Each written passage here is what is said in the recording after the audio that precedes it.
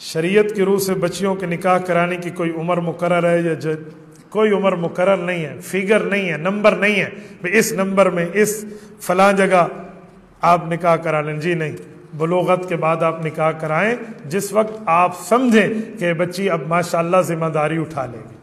یوں نہیں ہے کہ بالغ ہوئی اور آپ نے پکڑ کے دوسرے کے گلے میں ڈال کے نکاح کرا دیا، یوں نہیں ہے، یہ ترتیب نہیں ہے، یہ خشک صوفی پنہ ہے۔ ہمارے ہاں لوگوں کو صوفی اس وقت سمجھا جاتا ہے جب اس کو گھر والی بتائے کہ آپ کی بیٹی بالغ ہے اور وہ باہر جا کے نکاح طے کرے اور اگلے دن بھیج دی۔ یوں نہیں ہے بھائی، وہ جسمانی طور پہ بالغ ہوئی ہے، عقلی طور پہ تو ابھی بالغ نہیں ہوئی، اس کو کوئی سوچ سمجھ بھی تو دیکھیں۔ ہم دوسرے کے گھر کی عزت بنا کے دے رہے ہیں، دوسرے کے گھر کی لونڈیاں بنا کے نہیں دے رہے۔ ہم دوسرے کے گھر میں ذمہ داری بھیجنے والی، کل وہاں ذمہ داریاں نہیں اٹھائے گی، ماں نے ابھی اسے کچھ سمجھایا ہی نہیں ہے، روٹی سیدھی پکانی اسے آتی ہی نہیں ہے، اور اس کو اس کی ذمہ داریوں سے بہراور نہیں کہ جی بالغ ہو گئے تو شادی کرا دیں۔ یہ شریعت کی تعلیم نہیں ہے، کم از کم اس کو کچھ سمجھ بوجھ تو آنے دیں۔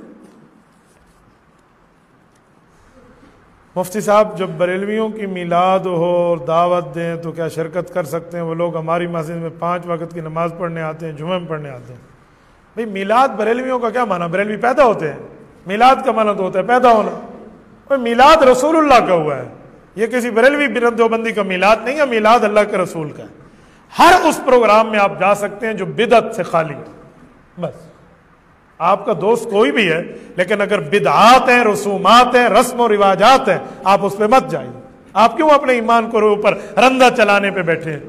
اگر سنت کی پابندی سے، شریعت کی پابندی کا کوئی پروگرام ہے وہ دین اسلام کے لیے ہے، اس میں کسی قسم کی کوئی بدعت اور شرک کے معاملات نہیں آ جا سکتے۔